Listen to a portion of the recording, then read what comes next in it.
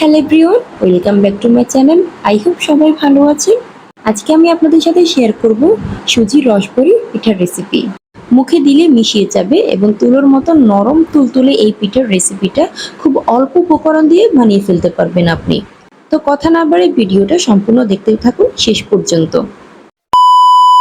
তো এখানে আমি হাফ লিটার গরুর দুধ নিয়েছি। এগুলো কিন্তু আমি আগে থেকে ভালো করে ফুটিয়ে নিয়েছি।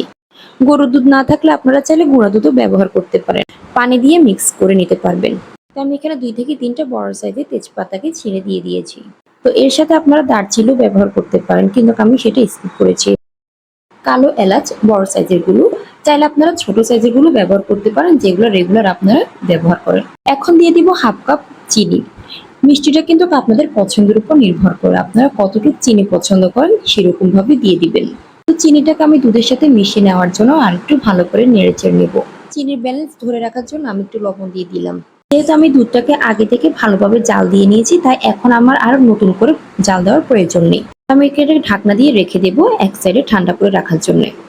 তো আমি এখানে 3টা ডিম নিয়ে নিয়েছি রুম টেম্পারেচারের মধ্যে। একটা হ্যান্ড হুইসের সাহায্যে এগুলোকে খুব ভালোভাবে মিক্স করে নিয়ে নেব। এমন ভাবে মিক্স করবেন পরবর্তীতে পিঠাটা যেন না পেটে যায়। তো এখন আমি এখানে দিয়ে দেবো পরিমাণ মতন লবণ। লবণটাকে আমি ডিমের সাথে মিক্স করে নিয়ে নেব। তো এখন এখানে আমি দিয়ে দিব সুজি। এখানে আমি 1 কাপ সুজি নিয়ে নিয়েছি, তবে সুজি কিন্তু অল্প অল্প করে দিতে হবে, একসাথে দিতে যাবেন না। তো আমি একটু একটু করে কিন্তু সম্পূর্ণ সুজি দিয়ে দিয়েছি অফ ক্যামেরায়। তো এটাকে আমি ঢাকনা দিয়ে 10 মিনিটের জন্য রেখে দেব এক সাইডে। তো 10 মিনিট পর চলে আসলাম, দেখুন একটু ফুলা ফুলা ভাব হয়ে গিয়েছে আর কতটা ঘনত্ব হয়েছে আমার সুজিগুলো। তো আমার ব্যাটারটা তৈরি হয়ে গিয়েছে। এখন আমি চলে যাব চুলার মধ্যে। একটা কড়াইয়ের মধ্যে আমি রেগুলার সয়াবিন তেল নিয়েছি, এগুলোকে একটু হাই হিটে গরম করে নিয়েছি। তো এখন এই ব্যাটারের মধ্যে আমি পিঠা তৈরি করব।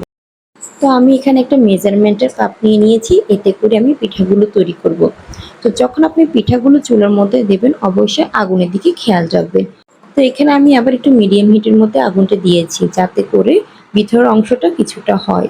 হাই হিটে আগুন দিলে কিন্তু নিচের এবং উপরের অংশটা পুড়ে যায়, ভিতরের অংশটা কাঁচা থেকে যায়। তো আমি এভাবে এক এক করে সব পিঠাগুলো তৈরি করে নিচ্ছি। পিঠাগুলো কিন্তু ভেজে নেওয়ার সময় অবশ্যই ধৈর্য ধারণ করে করতে হবে।